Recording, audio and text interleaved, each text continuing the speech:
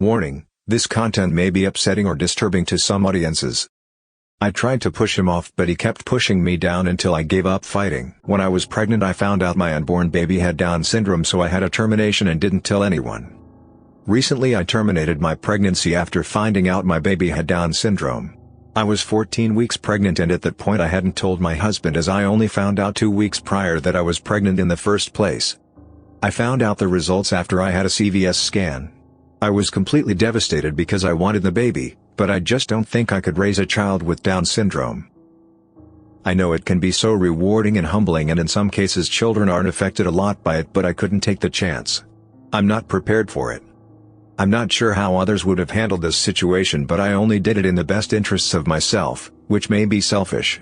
I have a heavy feeling in my heart and a guilty conscience. I think I'm going to have to go to the grave with this, even if it eats me alive. My family are strong Catholics and are heavily against abortions. I just jacked off in front of a meth head. I broke up with my fiancée about a week ago. Since then I've been trying to hook up, but tonight I went a bit far. I was walking home from a night out with beer and pretty not meth head girls.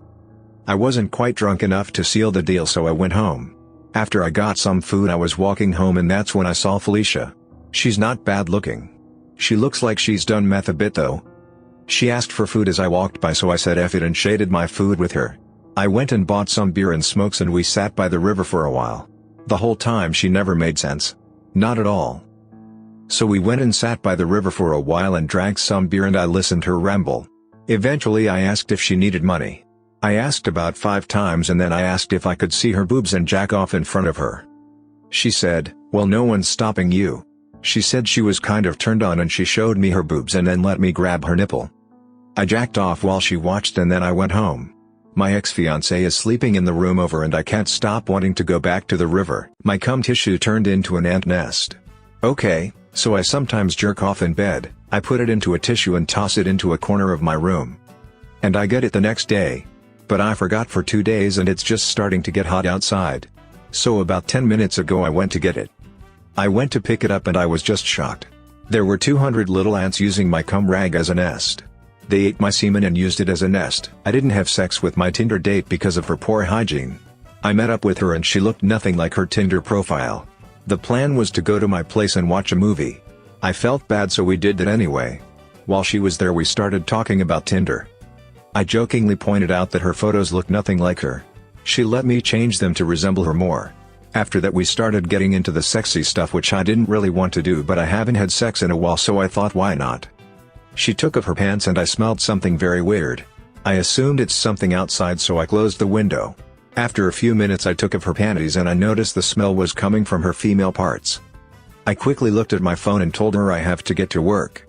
I walked her to her car and ran back home.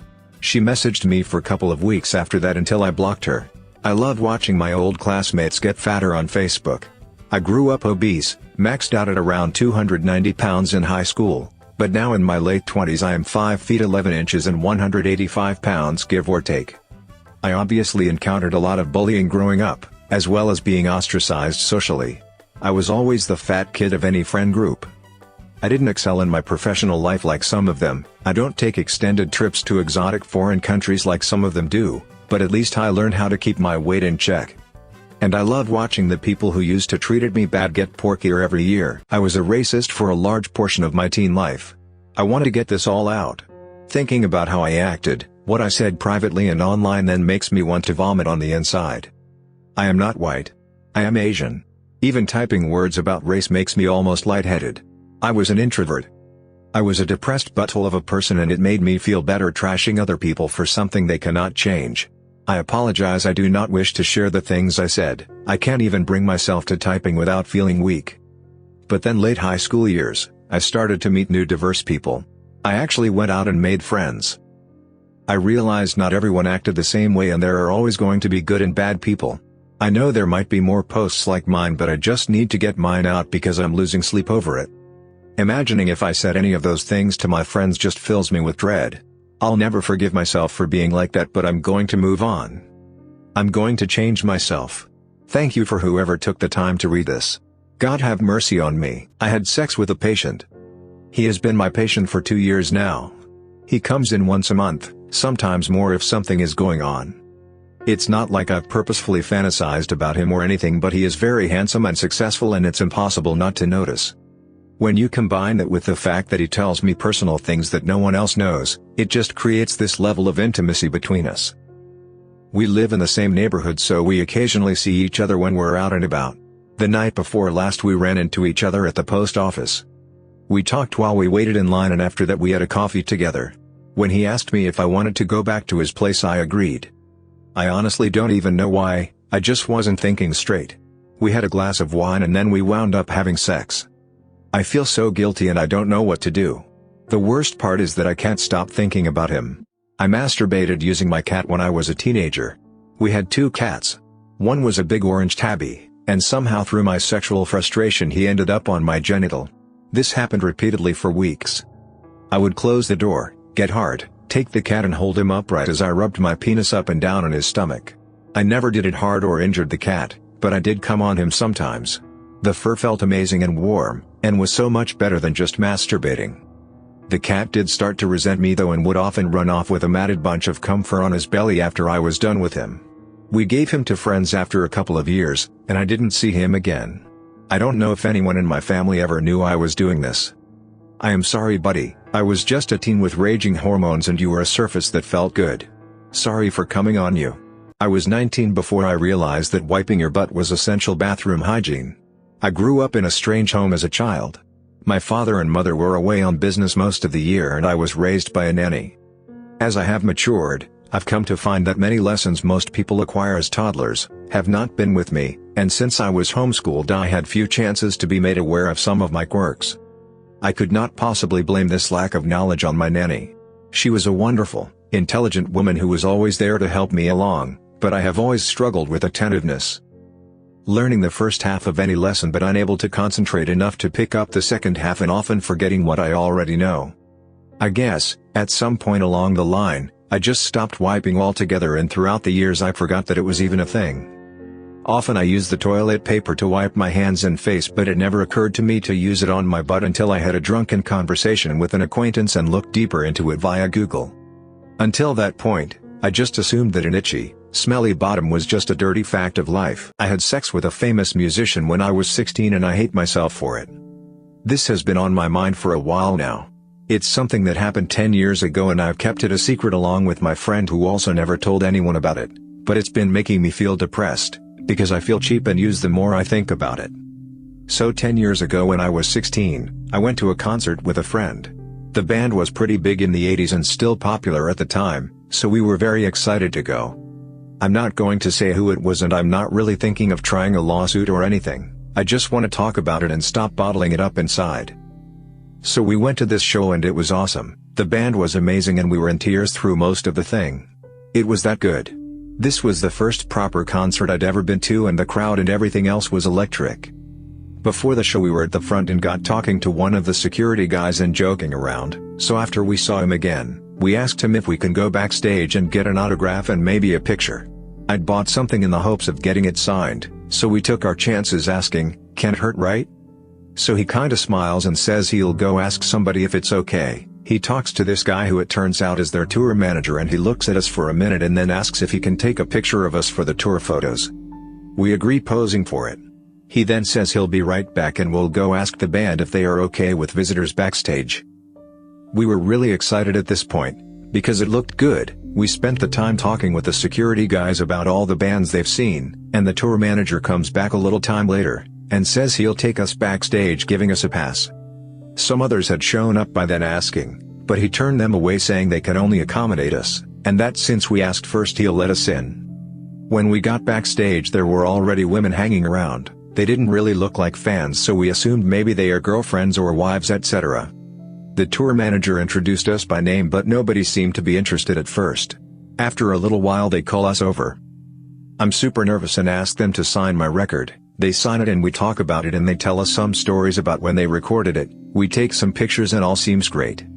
The conversation slowly gets more personal. The bass player asks if I have a boyfriend and had some questions about my sexual experience. I answer that I've not done much more than kiss a guy since I didn't really know what to do. I was scared that if I didn't answer, they'd think I'm weird and kick me out or something. They seemed more talkative after that and invited us to sit next to them. They asked if we'd come to their after party and we excitedly agreed, thinking we were really cool because we were getting into a real after party with all these famous people. They left and we were taken in another car to their hotel and ushered into a back door and into an elevator. The crew members took us to a room and let us in where the band guys and some others were hanging out. We hung out at first, they gave us alcohol and got us drunk. We just thought it was fun at first. They offered us pills and weed and we agreed to it all because we didn't want to say no. I started feeling lightheaded and like something bad was going to happen. I said I wanted to leave and tried to get my friend, but a couple of the guys told me it'd be fine, that they'd take me home when I sober up. They told me to lay down and ushered me to one of the beds. I remember really feeling out of it, but I recall seeing my friend on a chair and one of the band kissing her and his hand was in her skirt. At that point I felt somebody touching me, and he said it'd be okay because he'll be gentle. I tried to push him off but he kept pushing me down until I gave up fighting and just let him have sex with me. Everything just went silent in my mind at this point. I knew what was happening to me and I knew somehow they were doing the same to my friend, but I just went to another place. After he was done they pretty much just took it in turns to have sex with me and my friend. After a couple of times I was sitting up and felt sick. Somebody gave me some medicine and said it'd make me feel better. I just took it and tried to find my clothes stumbling around. They were laughing at me and somebody asked if I need a shower, which I did. There was like a door between two rooms, and one guy, who I guess was one of the crew members, pulled me in the other room and said to use the shower there. He was commenting on how I have a nice body, and as I got in the shower I got really dizzy and blanked out. I felt somebody get in there with me and I assume it was the same guy. He did stuff to me and I lose time there.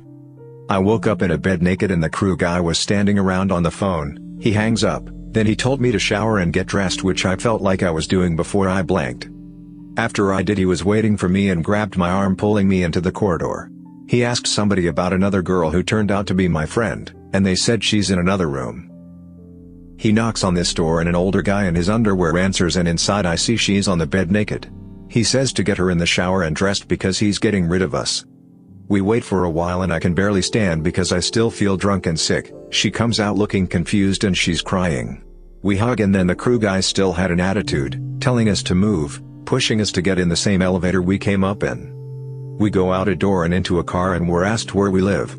My friend said her address because she knew her parents weren't home and her older brother was at his girlfriend's place, so we wouldn't get in trouble for staying out late. The guy dumps us a couple of blocks away and tells us to walk, which we did. It was around 4 a.m. when we got back. I just showered again and went to sleep.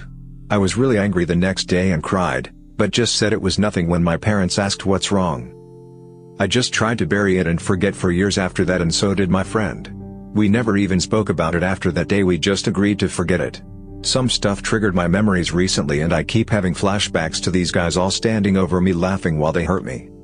I guess they knew I was just another stupid teenage girl impressed with a little star power that they could manipulate, and they took full advantage of. I'm not even sure of everything that happened to me because I blanked for a long time.